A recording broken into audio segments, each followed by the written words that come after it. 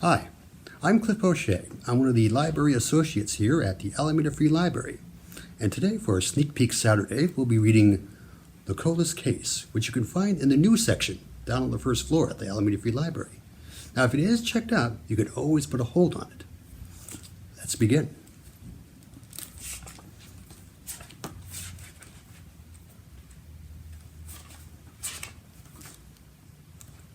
Chapter 1.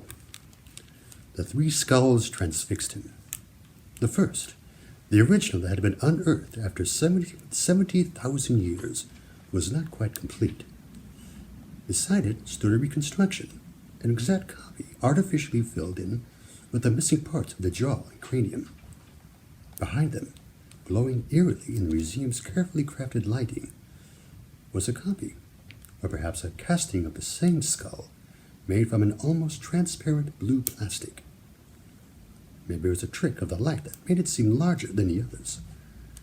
Reluctantly, Bruno Courageous shifted his glance back to the original, whose caption said it was the closest to a perfect Neanderthal skull ever found.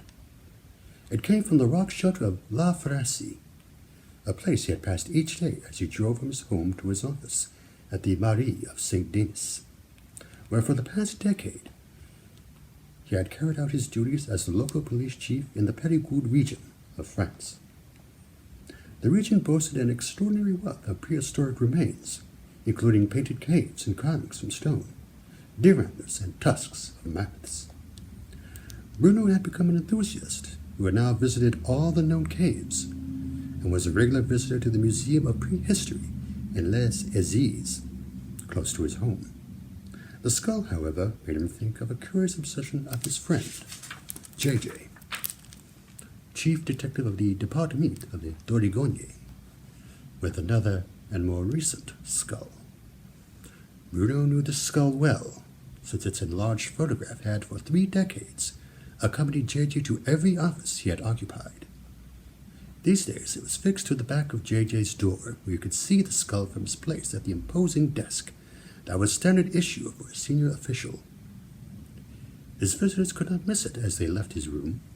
His fellow cops often speculated why JJ submitted himself willingly to this constant reminder of his first big case, the one he had failed to solve as a young detective some 3 decades earlier.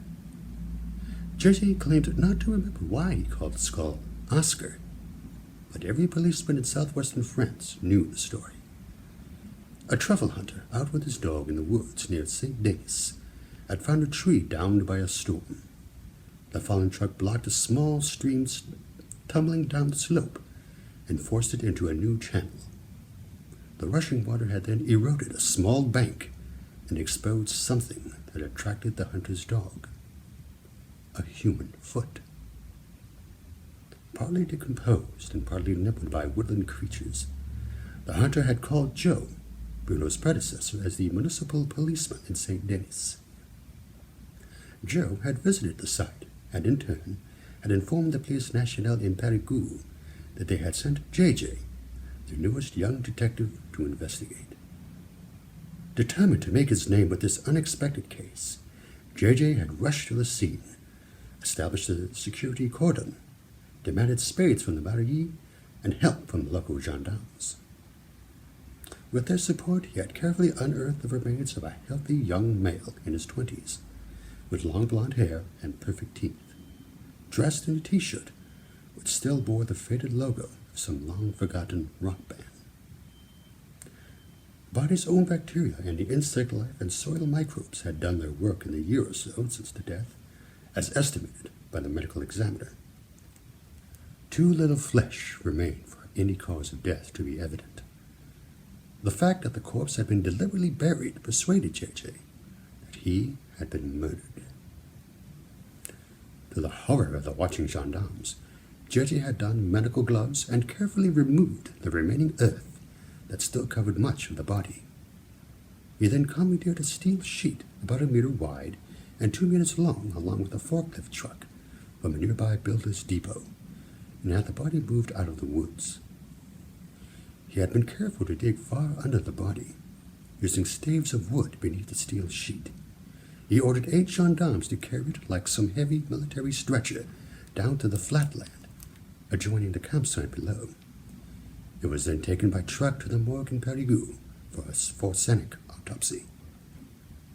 Gigi had then spent an hour foraging in the soil beneath where the body had been.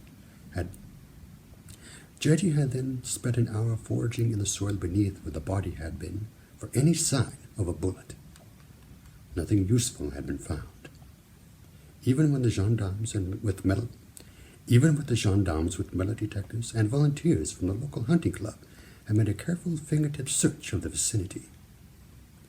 They had found the sites of 2 small fires, remnants of charred wood ringed with stones, and some disturbed soil which, on examination, turned out to be a latrine. The burial site was but a short walk from a popular commercial campsite. It seemed to have been a regular place for what the French called la camping sauvage, where people squatted on a temporary and unofficial campsite in the woods without paying the fees required for a formal campground that offered showers, toilets, a bar, and a shop. In those days before DNA had transformed the arsenic profession, J.J. challenged himself to discover how the man had been killed. In the morgue, when the remaining flesh and organs had been painstakingly removed in the hope of finding a bullet or perhaps some evidence of poison, J.J. had peered at every rib in search of a scratch that could have been made by a knife. Finally, he persuaded the investigating magistrate assigned to the case to let him try one last desperate measure. He used his own money to buy a large metal pot, removed the body's head, and went to the kitchens and police headquarters to demand the use of a mobile cooking stove. He moved it into the courtyard and proceeded to boil the head until all the flesh had fallen away. This took some time, and the aroma at first intrigued and then horrified the other policemen in the building, along with those members of the public with business there, and the 2 local news reporters who had a small office near the entrance. The stench itself was unforgettable and unavoidable, and soon local shopkeepers began to complain. The mayor and the prefect arrived to demand an explanation, each of them wearing a mask that had been soaked in some methylated liquid. By the time they arrived, the local reporter had already broadcast the news that the local police were cooking a corpse. When the policemen began to grumble, J.J. had been summoned to the commissioner's office, where he showed his letter of authorization to boil the skull. It had been signed by the magistrate, who had by then departed on a long-planned weekend trip to visit his parents in Brittany. In those days before mobile phones, there was no immediate way to reach him.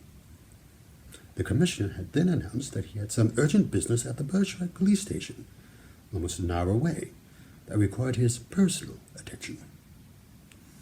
The mayor and prefect found themselves met by the deputy commissioner, who had been told of the magistrate's authorization, and pleaded to his visitors that there was nothing he could do. His youngest detective was leaving no stone unturned in his pursuit of a murder case. "You might have at least insisted that this unpleasant procedure take place in some remote location rather than in the center of the city," the mayor said. The force of his protest somewhat diminished by the mask, which made the deputy commissioner ask for every statement to be repeated. Finally, he led the 2 distinguished visitors, one representing the city of Périgueux and the other the Republic of France, to the small courtyard where they found J.J., oblivious to the stench, stirring the steaming pot amid clouds of pungent steam. The mayor strode forward and turned off the bottle of gas beneath the mobile stove.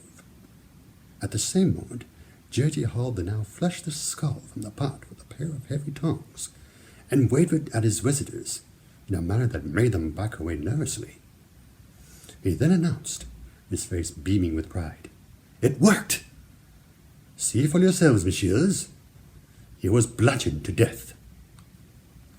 The mayor, prefect, and deputy commissioner each looked at the telltale cracks beneath the eye and ear sockets of the gleaming white skull, as the 2 local news reporters entered the courtyard, notebooks at the ready. We are looking for a left-handed killer, messieurs, went on J.J., who had become a policeman after a boyhood devotion to the detective skills of Sherlock Holmes. You will see the wound is on the right side of the victim's head. Could this not have been established more simply, perhaps by an X-ray of the skull? Asked the prefect. Indeed, replied the deputy commissioner.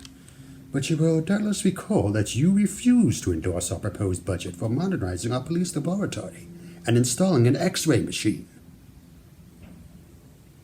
J.J., intent only on the skull and the clues it offered, did not notice the reporters scribbling in their notebooks. The mayor, who had an eye for such things, and who vaguely recalled having told the hospital to refuse police requests to use the X-ray machine on the grounds that the public health came first, was already regretting his decision to demand an explanation from the police. He regretted even more his suggestion that the prefect should accompany him to put a stop to the foul stink that was spreading through the historic city of Périgueux. Now the mayor thought it best to retreat. Well, the cooking is now over. The smell will soon disperse, and a vital clue has been found, the mayor said. It only remains to congratulate the police on their ingenuity in difficult circumstances. I think we can now adjourn, my dear Deputy Commissioner, and leave this enterprising young detective to his duties.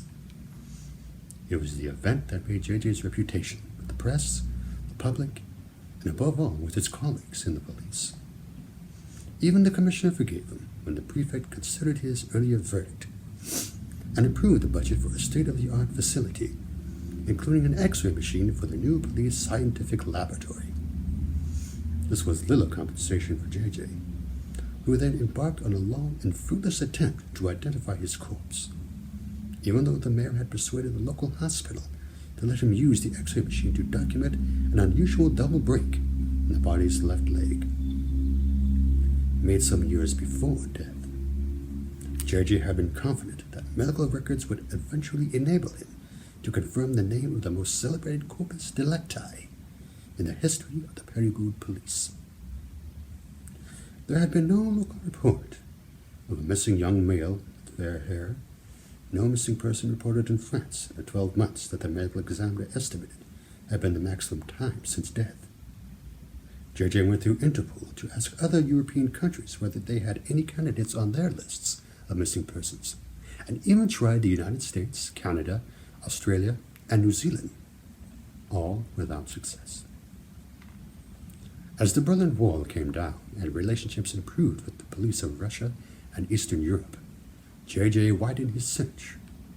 Through French embassies, he made contact with the medical associations and the health ministries across Europe, seeking a doctor who might recall treating the unusual leg break. He turned his attention to the T-shirt on the body and researched the rock bands of the last decade. He tracked down the members of the Austrian band featured on the T-shirt. They had enjoyed a brief success and sold several thousand T-shirts in Germany and Switzerland on the strength of it. But that was a dead end too. Months passed, and then years.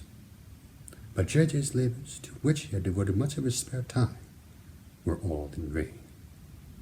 He had a body, or at least a skeleton. He had a murder and identified the murder weapon as a collapsible spade, produced in large numbers by the U.S. Army and widely available at Army surplus and camping stores around the world. What he did not have was an identity, only the photograph of Oscar's skull that covered the back of his office door. And so Bruno, shifting his gaze from the 3 skulls in the museum display case to the even larger case alongside, which showed an honest reconstruction of a Neanderthal face from the original skull, had the first glimpse of an idea. The face did not look primitive. It was almost entirely human, but with elements of our primate ancestors, with the same heavy jaw and prominent bone ridges above the eyes. The reconstruction seemed more real, because the artist had also produced not simply a face, but the whole body of the ancient skeleton of La Falazzi. The man was sitting, a thick and brawny arm outstretched, as he made some point. to a small child sitting wrapped with attention before him. The child's face had also been reconstructed from Neanderthal skull, and the scene was to Bruno's eyes wholly convincing. He paused at the next display case, startled at the sight of an attractive young woman with a defiant, or perhaps proud pose of her head. She was clad in furs with beads around her neck, her eyes looking sidelong at some scene that made her watchful, perhaps even suspicious. She had a high forehead, sensuous lips, and prominent cheekbones. She had been reconstructed from a partial skeleton found at the Aubry Patard rock shelter in Les Aziz, just along the long main street from the National Museum of Prehistory, where Bruno now stood.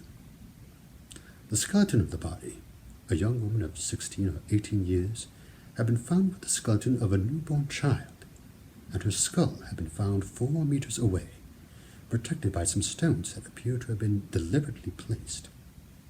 She was a Cro-Magnon, or early modern human, who had lived some 20,000 years ago, nearly 20,000 years after her people had replaced the Neanderthals. Bruno shook his head in awe, rather than in disbelief at the sight of this woman, whose face moved him so deeply. There was a lively intelligence in her features, and a self-reliance in her stance that made him realize with a start of surprise that this was a woman who attracted him. You could imagine seeing her in a crowd on the street outside, or gazing out from the window of a passing train, or sitting at another table in some outdoor cafe.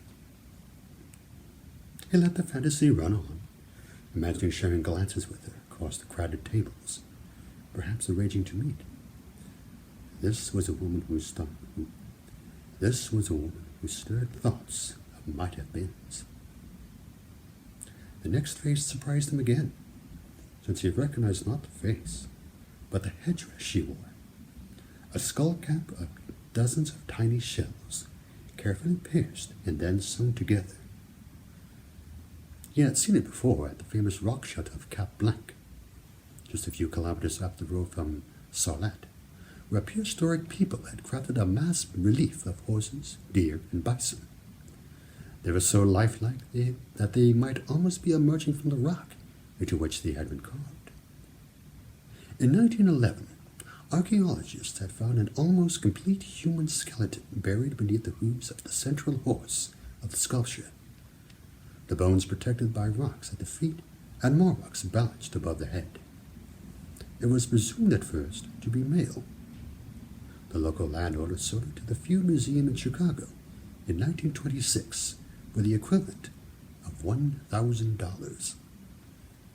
Henry Field, the curator who collected the skeleton in New York and wrapped it in cotton wool to be taken back to Chicago, noted at once that the pelvic girdle was female.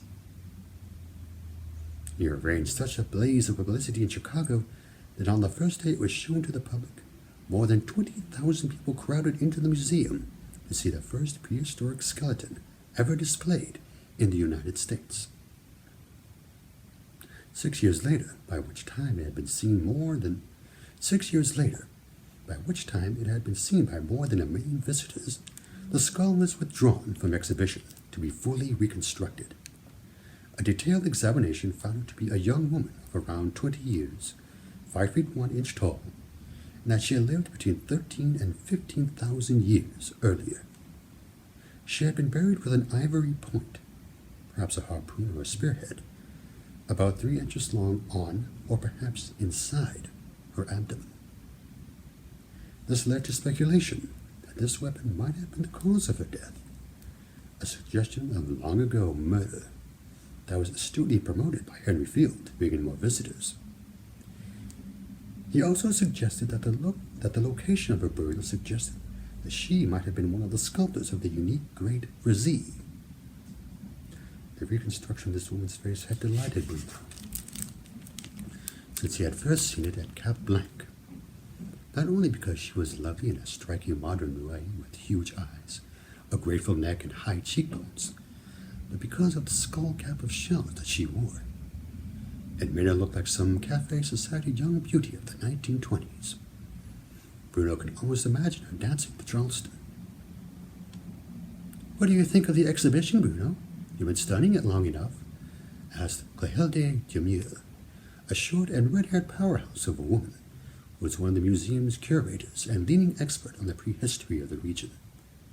She and her German archaeologist husband, Horst Vogelstern, were good friends, and Bruno had been one of the witnesses at their recent wedding. "It's wonderful," Bruno replied. "Thank you for inviting me to this preview. I'm overwhelmed with the skill of these reconstructions." "In that case, you can tell the artist yourself," Clotilde said, steering him toward an attractive gray-haired woman who moved gracefully as she advanced toward Bruno. "Elizabeth Agnès, meet Bruno Courageous, our chief of police and good friend, who has a great interest in archaeology. He even found a modern corpse in one of our ancient graves." "Clotilde's archaeologist found it," Bruno said, smiling. "I just helped find who it was. I'm really moved by your work, bringing these people back to life in this way. You're a great artist, madame." "You're very kind, Monsieur Bruno," Elizabeth replied. Her voice was soft and well-modulated, with just a hint of an accent of the Midi. "How did you realize your body was not some prehistoric skeleton?" "Because he was wearing a swatch," Bruno replied. "It had only been made since 1983. Tell me, madame, have you ever worked with the police in trying to reconstruct the faces of unidentified skeletons?" "A little, but only informally. It's a considerable investment in time and effort to do such a reconstruction, and since so much of our work is seen by the courts as inspired guesswork, the police are understandably reluctant to finance such projects." "I find it hard to understand why the courts are so hesitant when I see your work here, madame," Bruno said. "Please, call me Elizabeth," she said, as Clotilde steered them toward the reception area, where they were handed glasses of wine, and Clotilde excused herself to welcome more guests to the preview. "I understand the court's point of view.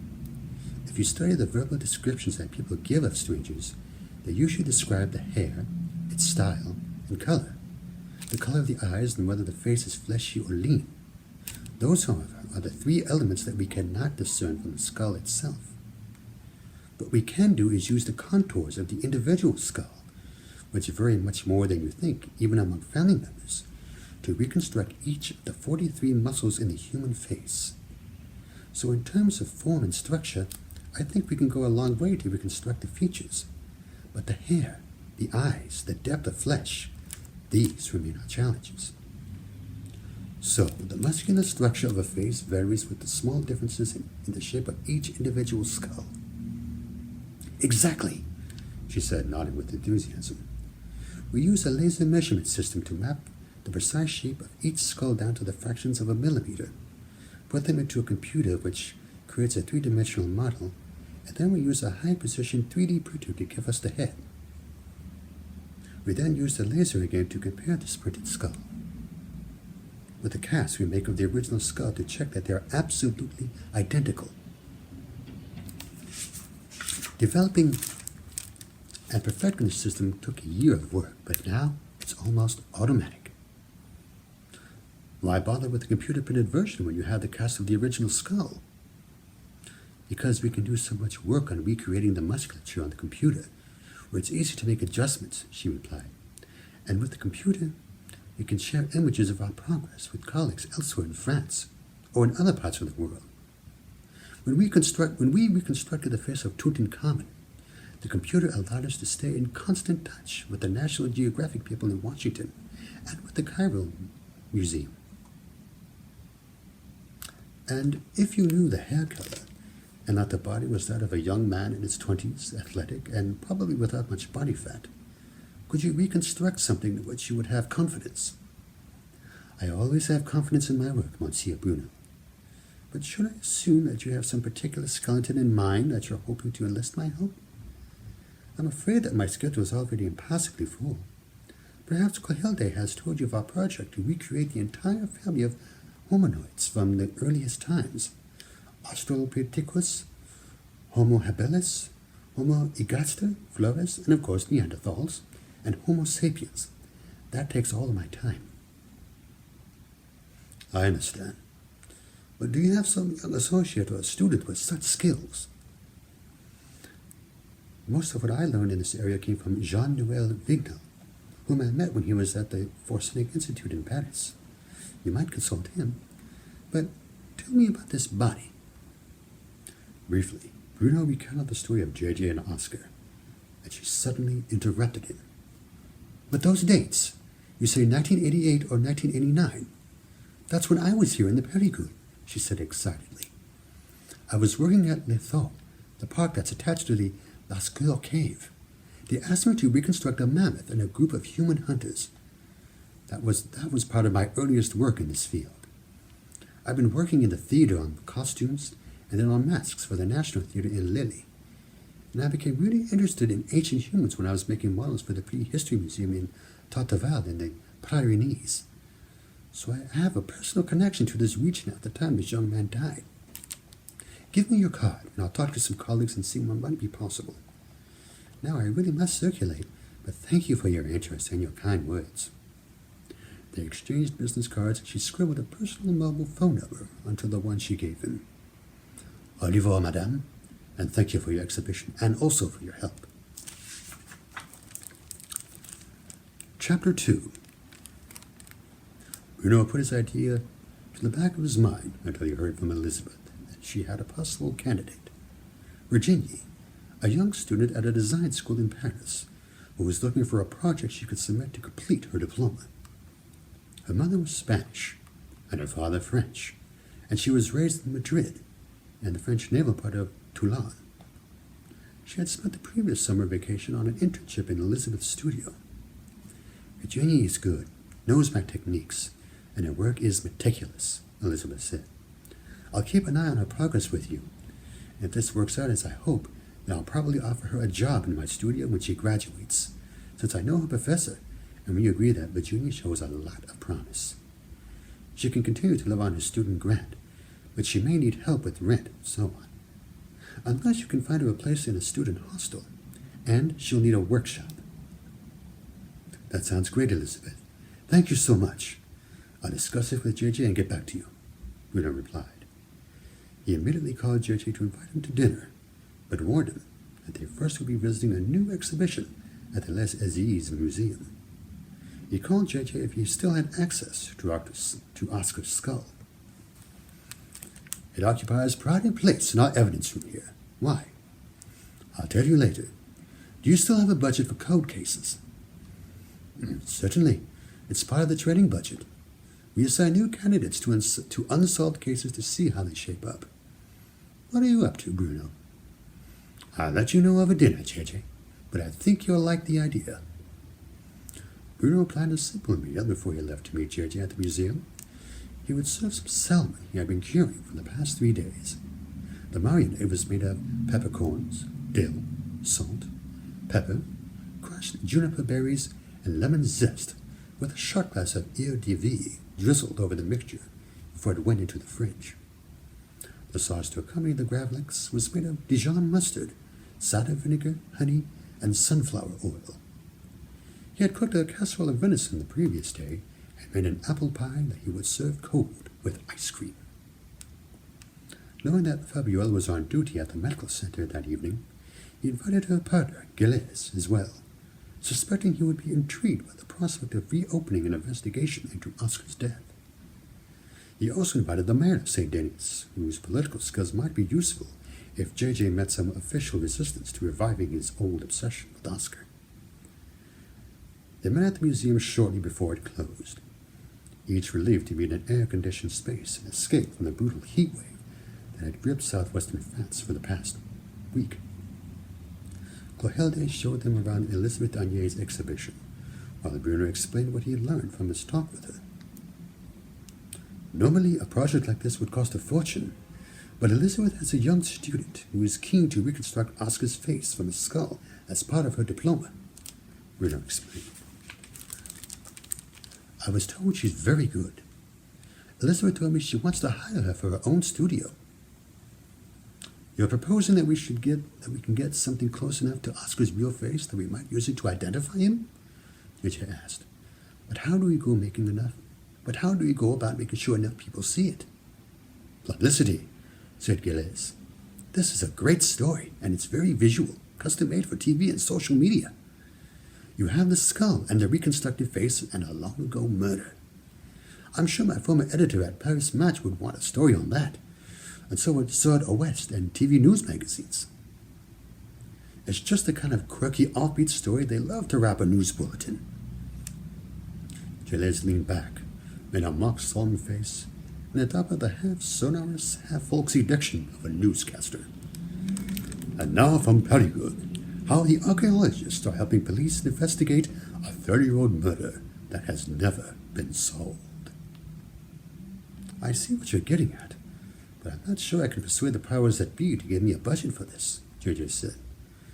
But his eyes were bright as he kept looking at the reconstructed faces of the women in the display case. Still, I certainly like to give it a try. Nobody could deny that these faces are amazingly lifelike. You don't need a budget, said the mayor. The artist will be working for free, or for not much more than pocket money. She's doing this project to get her diploma, and she has her student grant to live on. I can have an informal talk with the mayor of Périgueux, and I'm sure we can get her a place in a student hostel. You have plenty of room for her to work in that police lab, son. You have plenty of room for her to work in that police science lab of yours, JJ. And since the original murder took place at St. Denis, I imagine we can find some modest funds in our tourism promotion budget if required. So long as we can eventually put the reconstruction of the face on display for the tourists. Gilles is right. This is something that will catch the public imagination. They took a last look around the exhibition, pausing once more before the exhibition case that depicted the life-size reconstruction of the Neanderthal man with the child, and beside it another display of a young Cro-Magnon man, spear in hand, and poised to throw it. It's a funny thing about these men with their straggling beards, said JJ. It makes them look less modern somehow than the women. Yes, I see what you mean. But imagine trying to shave with a piece of flint. Bruno replied. You're both missing something, replied Gilles, a note of excitement in his voice. Look at the Neanderthal man with that animal fur draped loosely around him. And then look at the Cro-Magnon guy with his spear from tens of thousands of years later. His furs have been deliberately fashioned into trousers and a jacket. I've never thought about it before, but the Cro-Magnons must have invented the needle, which gave them the technology of sewing. It meant they could wear garments that were much more suited to surviving cold spells and ice ages. Maybe that's how they flourished while the Neanderthals died out. Later in Bruno's living room over the aperitifs, protected from the heat outside by the thick stone walls, the man observed that it was a kind of different technology that now interested him. He turned to JJ and asked if he ever thought of using the DNA from Oscar's skull to help identify him. JJ shook his head. It was all too new at the time, very expensive, and not too reliable. It wasn't until 1984 that a British scientist named Alec Jeffreys first established that everyone's DNA is unique, JJ explained. The police were still studying the science behind it, but a defense lawyer was quick to take advantage. And 2 years later, the lawyer used DNA in a British court in a case of 2 girls raped and murdered to show that his client was innocent, even though he'd already been convicted. DNA was unable to establish the real culprit. That made news, and the following year it was used in another rape case in Florida. France took some time to start using technology, first proposing to keep a national DNA database only in 1996. It began with sex offenders, but its use was not extended to those convicted of serious crimes until the 9/11 terrorist attacks in the United States. Even today, we only have something like 5 million people in our national database, JJ said. The British and the Americans have over 20 million, but it was French police scientists who showed its limitations. There was a case of a woman's DNA connected to several murders in Austria, Germany, and France and French detectives established that the DNA came from a woman working in the factory that produced the cotton swabs used to collect the DNA from swabbing inside the mouths of suspects. The killer was finally caught and turned out to be a man. There's no doubt that DNA has revolutionized police work. That seemed a natural point to pause, thought Bruno, and he invited his guest to the table, brought out the salmon, and asked how Oscar's DNA might be useful today. "I've been thinking about that," said JJ. "I'll start by running it against the national database, which is a long shot, but it's getting better. Then I'll ask for a Europe-wide search through Interpol. I can work on that tomorrow. Our own lab can take a sample of the skull and get the DNA." "Isn't Jacqueline supposed to be back soon?" Gilles asked, the mayor referring to the half-French, half-American historian who spent one term teaching each year at the Sorbonne, another at the Columbia University of New York, and the rest of her year in St. Denis. She now rented out her own renovated farmhouse nearby and lived with the mayor, an arrangement so mutually agreeable that it seemed to have subtracted several years from each of them. "She'll be back on Friday," the mayor said. "She stayed on for some conference in Washington at the Cold War Research Center that relates to her next book, something about some hoard of Stasi documents from the former East Germany. She emailed me to say that Jack Crimson is attending the conference. Apparently he's on some British committee that determines which official documents are to be declassified." "So Jack will be there as well?" Bruno asked.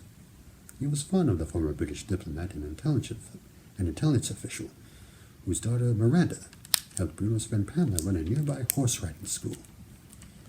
They had recently started offering cooking courses to fill Pamela's gaieties in the winter months when tourists were scarce. Bruno and other friends had been roped in to help demonstrate the local cuisine. "No, Jacqueline told me that Jack is going back to London for a few days for some committee meeting, probably relating to the conference in Washington. He'll be back later next week." The conversation drifted off to sports and then through politics over the venison, until interrupted by Bruno's phone. He didn't recognize the number of the caller, but thought he'd better answer, and was surprised to hear the voice of his cousin, Alain, who was in the Air Force and the relative to whom he was closest. "Bad news, Bruno," he began. "It's about Mom. She's had a stroke and been taken to a hospital in Bergerac, the one on Avenue Clemente. It happened sometime last night, but I just heard about it from my big sister. I'll get some compassionate leave and head there tomorrow. Apparently she can recognize people, but she can't talk." "Sorry to hear that, Bruno." "Sorry to hear that," said Bruno. "What time do you expect to be there?" "I'll have to sort out the paperwork at the base of my leave tomorrow morning, and then I'll drive up. I should be there about 4, and I'll stay with Annette for a day or two. Should I expect to see you?" "I'll get there as soon as I can after 4, Bruno said. "Maybe we can have a drink together afterward and catch up. It's been too long." "Okay, see you then." Alain ended the call, leaving Bruno pensive about his aunt and his childhood in the overcrowded tenement in a grim public housing project, where all 6 children had shared a bedroom, even the eldest, Annette, who was 15. Bruno only ever saw her and the other siblings when he paid a duty call to his aunt on her birthday and at Christmas, each time taking a bottle of his homemade vin denier. Annette and the eldest brother Bernard both lived in Bergerac, in public housing. The other 3 siblings had all moved away, and Bruno had lost touch with them, except for Alain. Annette worked in the kitchen of the Bergerac retirement home, in which her mother had been living.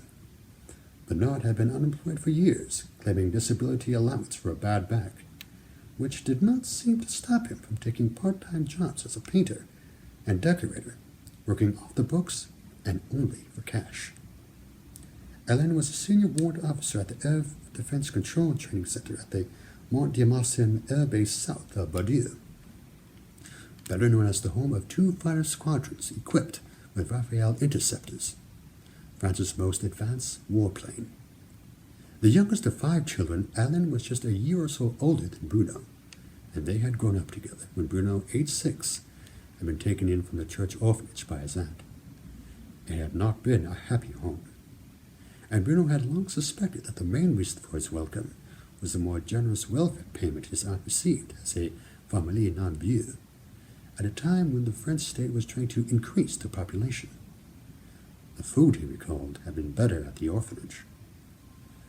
"You look like you had some grand news," the mayor said as Bruno returned to the table with the apple pie and ice cream. His friends nodded sympathetically when he explained the news of his aunt's stroke. "I don't recall any of your family coming to St. Denis to visit," the mayor went on, when they all had been served. "My aunt came for a weekend in the early days, and it was plain she didn't like it, being woken by the cockerel, the silence for much of the time, and the lack of town sounds and street noises," Bruno said, half smiling, feeling a mixture of affection and regret. "She was never a reader, and she couldn't get over the fact that I don't have a TV. She thought the Ugonia Valley was pretty and liked the castles, but refused to visit any caves. Thought they'd give her claustrophobia. Her youngest, Ellen, is roughly my age and always got on. He came for a weekend when I was playing in one of those old-timers games against the youth team, and he liked it a lot. He's thinking of settling here when he gets out of the Air Force in a couple of years. We have a decent pension after 25 years. There's a program I worked for when I was in the Senate, to let the long-serving veterans spend their last year training to the teachers," the mayor said. "That might suit him, and we're always short of teachers here in the countryside, particularly men." "I'll mention it when I see him at the hospital tomorrow," said Bruno. "I know he's been thinking of setting himself up in business. He learned to be a radar tech and electrician, and teaches air defense systems, so he's good with computers." "Is he married?" asked Gilles. "Not yet. Like me, he can't find the right woman." "You'll find them all right, Bruno," said Gilles, grinning widely. "You just don't seem to be able to get them to the altar. It must run in the family." "Maybe you're right," Bruno replied with a rueful smile. "Isn't there an old saying, 'Always the bridesmaid, never the bride'?" "It's a song from some Hollywood film," said Gilles. "But I think the girl who sang it eventually married the man of her dreams. So, Bruno, that means there's hope for you." And so ends Chapter 2. Now, if you want to know what happens rest, I suggest you check out this book. Who knows? I might be the one that's been checking out for you. I'm Cliff O'Shea. I'll see you for another story reading time.